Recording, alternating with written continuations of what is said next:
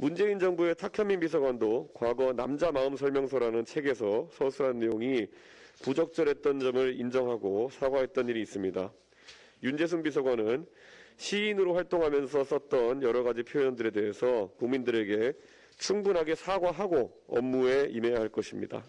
이재명 후보가 초조한 지 개항을에서 자신의 팬들을 불러 모으고 벤치에 양해도 없이 뛰어올라서 사람들이 혼비백산하는 모습을 보면서 국민들은 이재명 후보의 절박함이 무엇 때문인지 의아해합니다. 미디어 오늘 윤석열 정부의 장관들에 대해 청문보고서 재송부 요청이 거의 마무리되었습니다.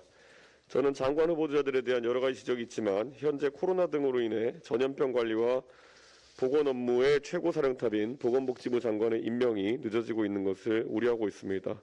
대통령께서 임명 여부에 대해 빠른 판단을 하실 수 있도록 요청을 이미 드렸습니다. 또한 지금의 대통령실은 과거 다른 정부에 비해 아직 컴팩트하게 구성되어 있습니다. 하루빨리 참모들이 업무에 집중할 수 있는 것이 중요합니다. 윤재순 총무비서관의 경우 과거 근무하던 기관 내부에서 중징계가 아닌 가벼운 경고 처분을 받은 것은 해당 기관에서 당시 상황을 참작해드린 판단일 것입니다.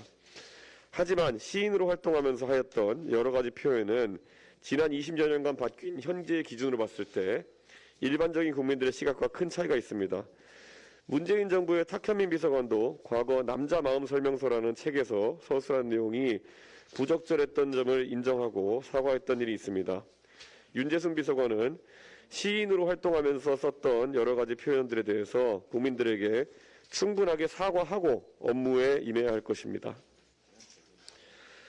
그리고 선거 초반 판세를 분석해보면 우리가 지역 밀착형 후보를 낸 개항을 해서 이재명 후보에 대한 심판론이 작동하고 있는 것 같습니다. 이제 당력을 집중해 윤영선 후보를 당선시켜 이재명 후보의 방탄 출마에 따른 불체포 특권 활용을 저지하도록 하겠습니다.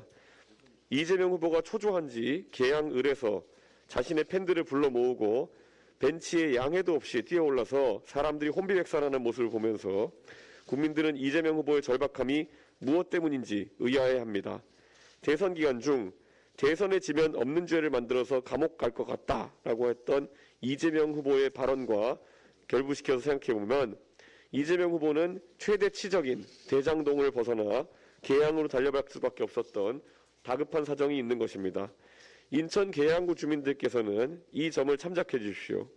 이재명 후보의 본인의 말처럼 대선을 졌으니 무슨 이유인지 모르겠지만 감옥에 갈 것 같다는데 내년에 또 보궐선거를 치를 수는 없지 않습니까?